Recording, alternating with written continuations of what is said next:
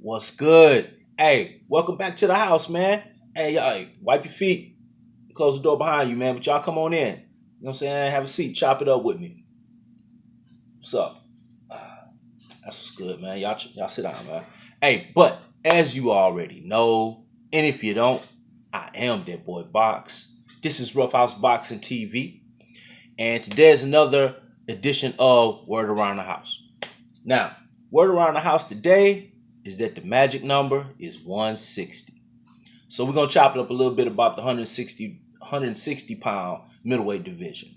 I was reading through some news today and came across an article on boxingnews24.com, and the name of the article is Jamal Charlo waiting for WBC to order Canelo Alvarez to fight him.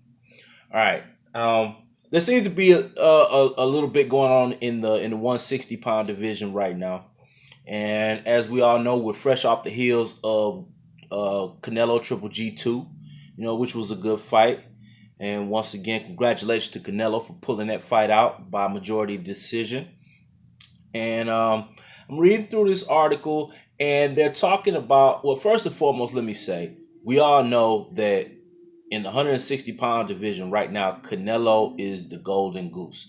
He is the top dog. He is the star in that division. He is the payday for other fighters that want to get in the ring with him, that are looking for that big payday. So, like I said, he's the golden goose. And while other fighters are mixing it up amongst themselves, in the end, Canelo is who and what they want. Because like I said, big name opponent, big pay-per-view fight, big payday. So, lots of exposure, especially if you win. Especially if they would have won, if any one of these guys in that division was to beat Canelo, that's huge on their record. Now, let me see. We'll go through this. The gist of the article is what is next for Canelo, and they gave a bunch of different options for Canelo, and most of them are 160. A couple of them are 154, but the majority, as a matter of fact, I think only one is 154. If I'm not, yeah, one is 154, and the rest are 160. So, and I thought it was kind of interesting how they did a small breakdown on each fighter that would be a potential opponent for Canelo. And like I said, some of these fighters have fights that they're about to be involved in on their own, so they gotta get past these opponents in order to make it to Canelo. But let me see. I'm gonna read a little bit for y'all. Blah blah blah blah blah blah blah blah blah blah. Let's see. One of the interesting things that they say here was Canelo's promoters haven't said anything about him vacating his WBC title, but he's going to need to make a decision whether he wants to hold on to the belt if the WBC orders him to fight Charlo.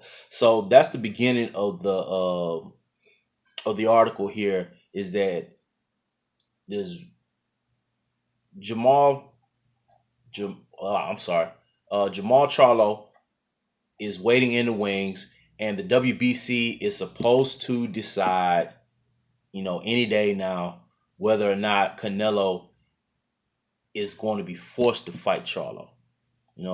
Like we said, Canelo just came. He's fresh off the heels of his rematch with Triple G. So that wasn't by no means was that a soft touch for Canelo. And if he is forced to fight Charlo, that's going to be an even tougher touch for Canelo. But, if Canelo wants to jump out there and prove that he's that dude at 160, then that's the fight he'll take. Let's see. This is going to be a real test of Canelo's courage and self-confidence if the WBC orders him to defend against the 6-foot Charlo. Although Golden Boy Promotion CEO Oscar De La Hoya says Charlo is one of two options. The other option would be David Lemieux. So let me go ahead and run through some of these options real quick, really quickly, so we know who we're talking about. All right. obviously we just mentioned Jamal Charlo, who is the interim champ. The which belt is he? The WBC interim champ. Yep, at 160. That's Jamal Charlo. And then we also just mentioned David Lemieux, who is fresh off the heels of a first round knockout against Spike O'Sullivan on the undercard of the I'm trying to think which fight was that, the Triple G Canelo undercard he was on where he knocked Spike O'Sullivan out? I believe so. Um, and he looked, I guess you could say he looked impressive in that. He had a first round knockout, but then again, Spike O'Sullivan looked trash. So, you know, whether depending on whether you're a glass half empty or glass half full kind of person, that will kind of dictate your view of that fight. All right, so after that we have Billy Joe Saunders. Billy Joe Saunders has a fight coming up with Demetrius Andrade, and that is going to be on October 20th, and that's going to be on the Zone, if I'm not mistaken, or Matchroom, whichever, because Demetrius Andrade is well, no, it's gonna be on the Zone. Yeah, it's gonna be on the Zone. Demetrius Andrade is a Matchroom guy, along with Billy Joe Saunders, so that's an in-house fight for over there. Got Sergey Derevyanchenko. I always mess his name up. Derevyanchenko, who has a fight coming up with Danny Jacobs. That's going to be an interesting fight right there. Their fight is on October 27th, and it's for the vacant IBF middleweight belt. And that belt, the IBF vacant belt, was a belt that Triple G was stripped of for his failure to defend against Derevyanchenko. Now, I don't know, 100%. There's no way of me knowing what the real reason of Triple G not fighting Derevyanchenko was. What Triple G said was, basically, hey, that's my countryman, that's a homeboy. I don't wanna fight a homeboy, a countryman, whatever the case may be, whatever. You know what I'm saying? I think that's a kind of lame excuse, because in my opinion, you got two fighters of the same nationality, origin, from the same region. Both of them are top elite level fighters going against each other. I think that will be a chance and an opportunity for you to showcase not only the talents that you two fighters have, but what type of fighters and the boxing program coming out of your home region. That was a chance to show that off. And he turned it down. Me, myself, I think that boy was a little scared. I'm just saying. That's me. But anyway, so yes, Derevyanchenko. They've also got Jamel Charlo on here, who's junior middleweight. He is the lighter. When I say lighter, I mean weight wise. He's the lighter twin brother of Jamal Charlo. Jamel fights at 154, and that's an option for Canelo to come down to 154 and fight. But so we've got David Lemieux, Jamel Charlo, Danny Jacobs, Billy Joe Saunders, Sergey Derevyanchenko, Jamel Charlo. And I'll be honest with you. Based on that list of fighters, if Canelo wants to take the soft touch, then I honestly believe he goes with David Lemieux. That in my opinion, that is the weakest level of competition, the least path of resistance, out of all of those fighters on the list. If he wants the hardest, toughest, road, then it definitely be Jamel Charlo. Jamel is that well done, super duper, dark on the outside, leather tough steak. That's exactly what he is. And then I would then say next would be either Danny Jacobs or Derevyanchenko. Now, this fight between Derevyanchenko and Danny Jacobs is going to tell me a lot primarily about Derevyanchenko. And that's going to let me know if this dude is the goods or not. Because up until now, he's faced some decent competition. This is going to be his toughest fight to date. So I do believe that the winner of those two is going to be the next hardest fight for Canelo behind Jamal Charlo. I'm sorry. Um, Now, once again, we talked about Billy Joe Saunders and Demetrius Andrade. I think I think they would be the next lower tier of competition, and those two fighters are um, I don't want to say mirror images of each other because that's not accurate. But they're in terms of talent, in terms of activity, in terms of resume. I think those two are pretty similar. Now, both of those would be a tricky fight for Canelo due to the fact that uh, they both have good hand speed.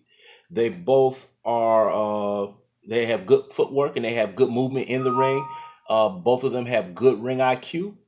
Um, and I know for a fact Billy Joe Saunders is a very good defensive fighter and a good counter puncher, and I guess the same could be said for Demetrius Andrade.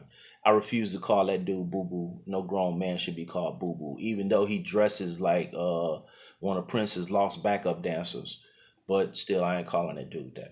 But yeah, Demetrius Andrade, I believe, is the more athletic of the two, and I believe he is the harder puncher of the two.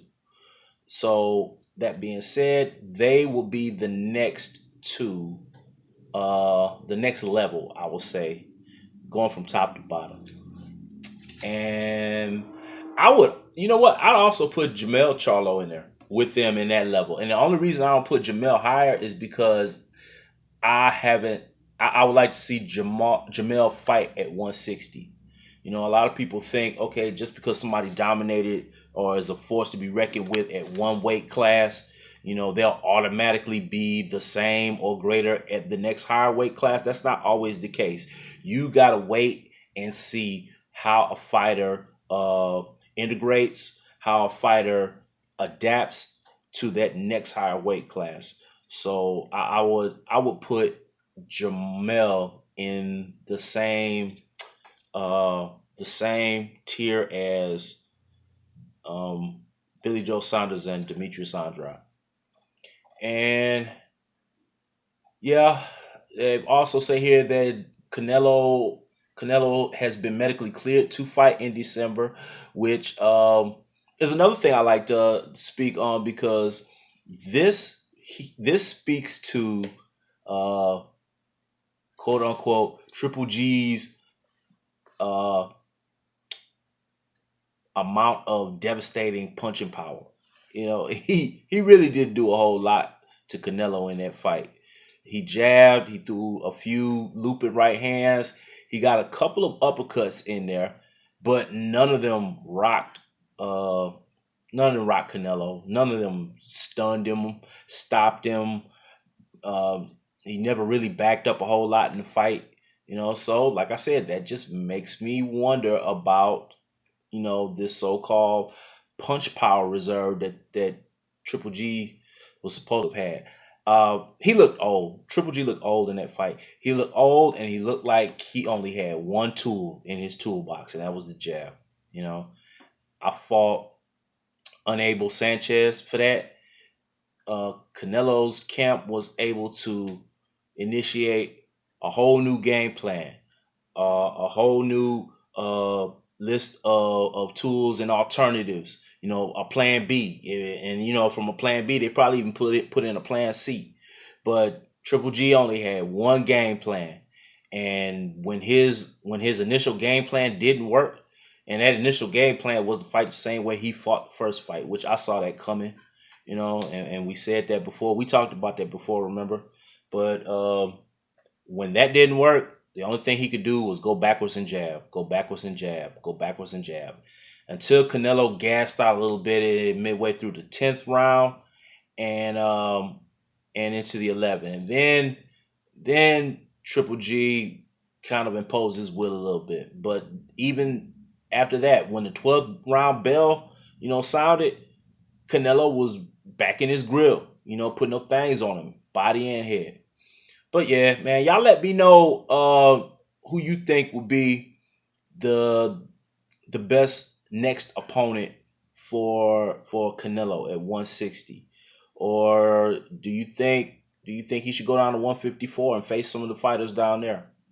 But yeah, that's all I got, man. Hey, smash that like button. Subscribe if you haven't. And what else? Share this to your social media platforms, your Facebooks, your Twitters, your Snapchats, your Instagrams. If you got MySpace still, share it to that. I don't even know if you can share anything to MySpace, but if you got it, share it to that too. Yeah. Big shout out to the whole LDBC, Lions Den boxing community, and a special shout out to the homies over there at Marlowe's Corner, man. Hey, let's get those boys over 1,000. They close. They real close.